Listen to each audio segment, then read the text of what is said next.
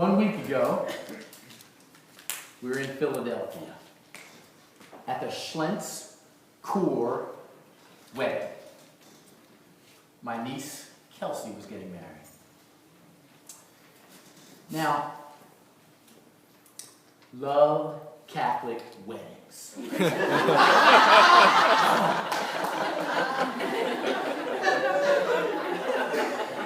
Celebration of biblical proportions. The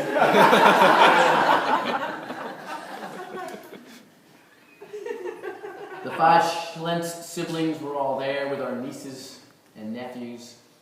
And over the weekend, a common occurrence was somebody coming up to us and saying, "You must be Bobby's brother. You look like him." Or, "You know, the older you get, the more you're looking like your dad." Or somebody would say, "You Schlentzes all act the same." I thought that was good. Maybe not. It was obvious. No getting around it. We all come from the same gene pool. If you've met one Schlentz, you've met the rest. And it reminds me of a biblical interaction when Jesus was hanging out with his buds, 12 of them. And this particular instance, Philip, perhaps speaking on behalf of the other 11, came up to Jesus and said, "Jesus, show us God, and that'll be enough for us." Gotta love Philip, right? Just show us God. Hey, we're cool. No more questions. A lot like us, right, Angela? We want to see with our eyes. Yes, right. God. Jesus, I imagine, paused for a moment. Put his hand to his chin. Pulled on his beard. Tilted his head to the side. He said, "Philip, you've seen me. You've seen God." Man, how powerful, huh? And later on, we understand that Jesus said something like, "God and I are one. I'm in God and God's in me." And growing up, hearing these words preached, or reading these words, I always thought, wow, how bold is that? Man. I mean, I would never say that. If you've seen me, you've seen God. Man, you know, I no longer think Jesus was bold. Now that I know better, it was no different than me saying to someone, "Man, if you've seen me, you've seen Bobby Schlentz." As much as I hate to admit it, we're pretty much the same. You see, Jesus got it. He got the idea that what's written in Genesis was true. He got the idea that early in the Bible, I'm sure on purpose early in the Bible, God said, "I created you in my image." God said that. "I created you, us, the coolest church in town." My image. You know, of course, when God said that, he was not referring to physical image, right? Why would a spirit refer to any physical presence? He wasn't referring to gender, right? God is male and female plus some. Certainly wasn't referring to skin color or ethnicity or cultures, because he's all those and more. Jesus was comfortable with this. He wasn't bold. He was comfortable with where he came from and who he represented.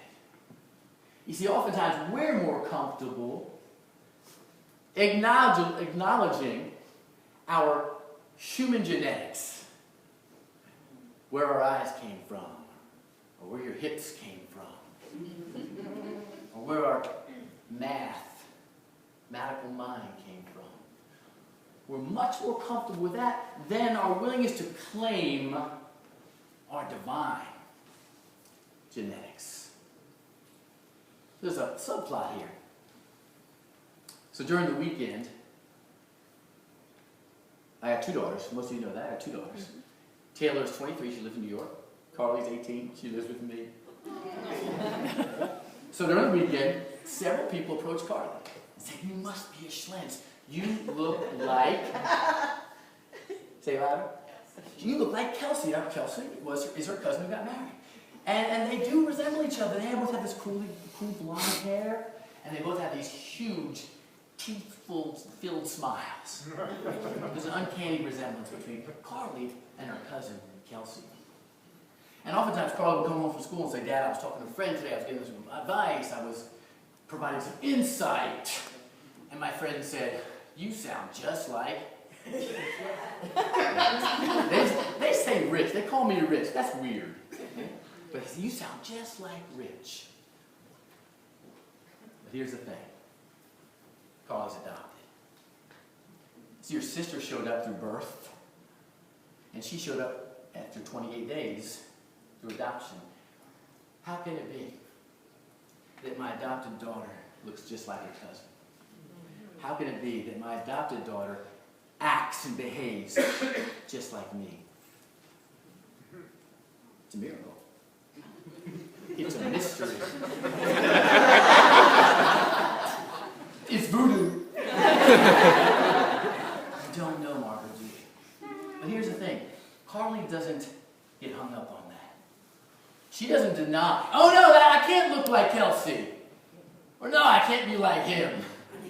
She doesn't deny it. She simply accepts the mystery and the magic and the voodoo of this thing about spiritual genetics somewhere.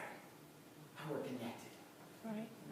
You know, just like we have an opportunity to not deny, but accept and claim this wonderful, magical mystery of, if you've seen me, you've seen God.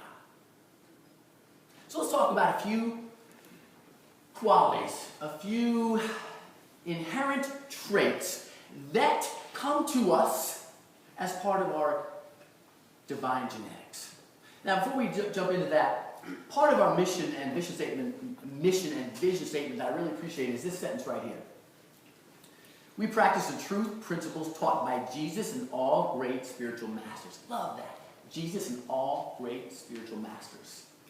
Now, for the sake of today, we're going to rely a lot on Jesus. That's no reflection on my respect and admiration and love for all great spiritual masters. The fact is that of all great spiritual masters, I've studied him the most. That's the reality. That's where I came from. So, and most of you know, when I speak, we're going to go old school. We're going to go Bible. Okay? But that's why. We're here because that's the spiritual master that I'm most familiar with. So, let's think about then. Let's consider 3 genetic traits that can show up through us from God. First is power. The first trait is power. You see, Jesus restored sight. He restored sight in an unusual way. He spit on some mud and rubbed it.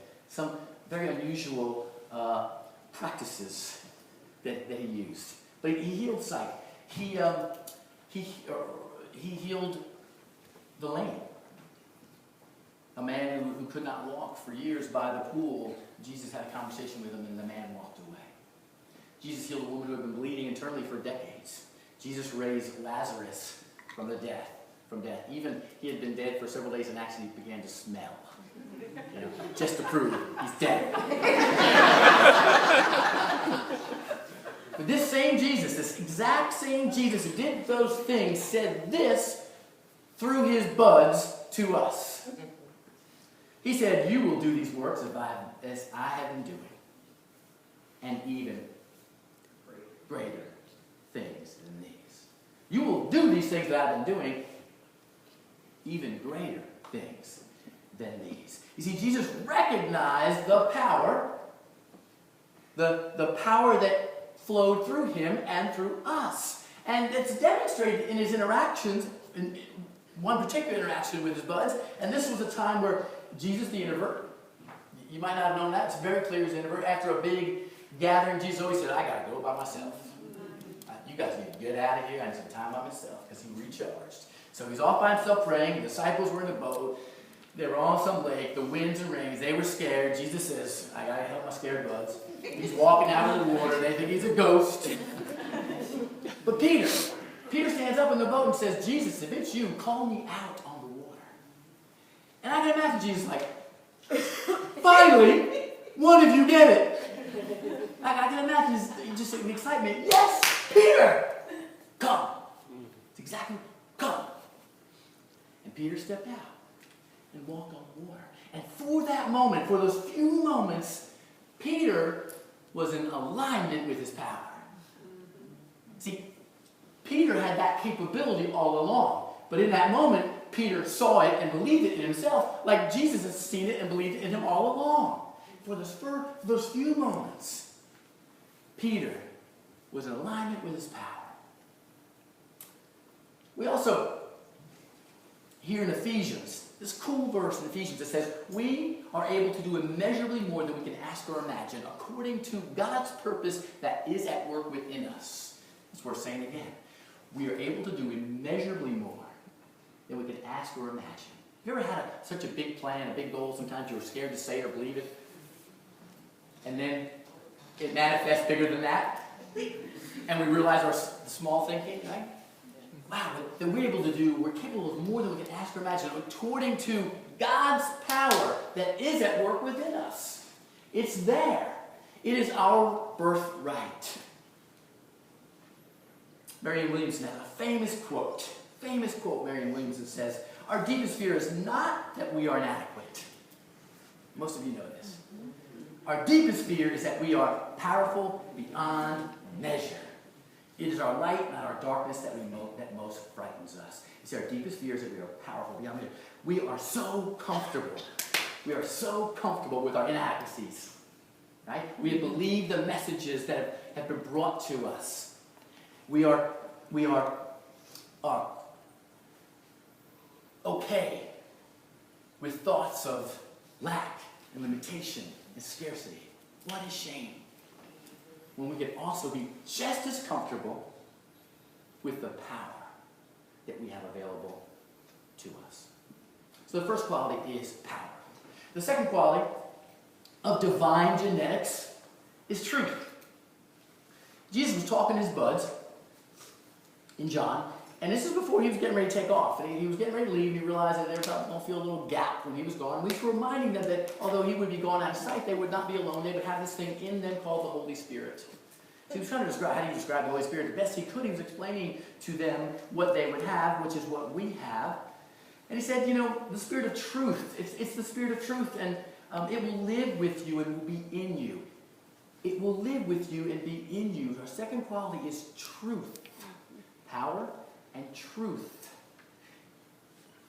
Truth is not out there.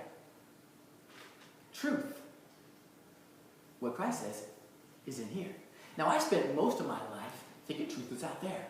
The early parts of my life, I thought the priest had the truth. That's why I showed up on Sunday. I needed the priest to tell me the truth.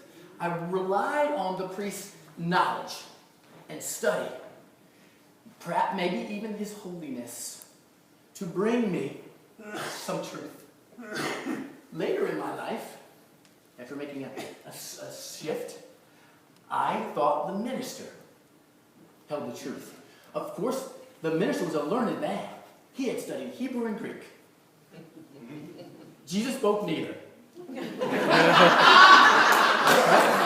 So Jesus spoke Arabic. For some reason, Hebrew and Greek. What's that all about? But he was a learned man. And he had gone away to study the truth, so on Sunday I could get the truth. But the truth was always outside of me. I always lacked the truth. I had to get the truth. I had to let someone interpret the truth for me. And that was an illusion. All the while, never recognizing the truth in me. Now, there were moments where I would feel a little something, but I would shut that down. I'd feel something that might say, that's a crock of bull. I say, shut up, he's smart. You know what I mean? Shut up, truth.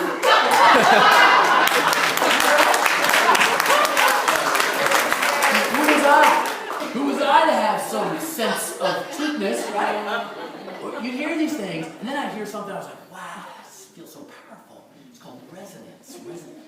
So, the reality is that the truth is not out there. I come bearing my truth. It doesn't have to be your truth. You're in charge of that. You decide today if something up here is truth for you. Listen, Bill and Cher, they don't want to bring you the truth. They don't want that responsibility. They don't want the unhealthy relationship that is fostered in a lot of these places on Sunday. They don't want that.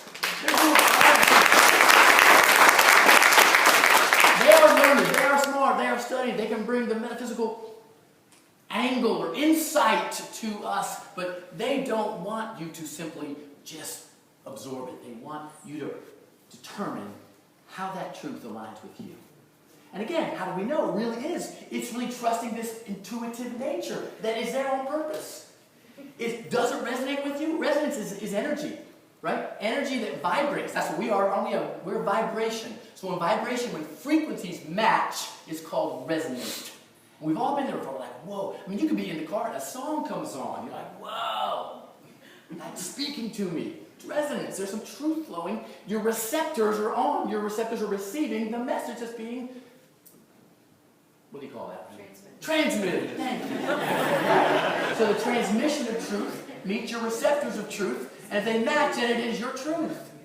So, wow, it's not out there, it's in here. So as a divine inheritance from God, we have power. We have truth. And thirdly, we have purpose. In Jeremiah, God says, before I formed you in the womb, I knew you. Before you were born, I set you apart.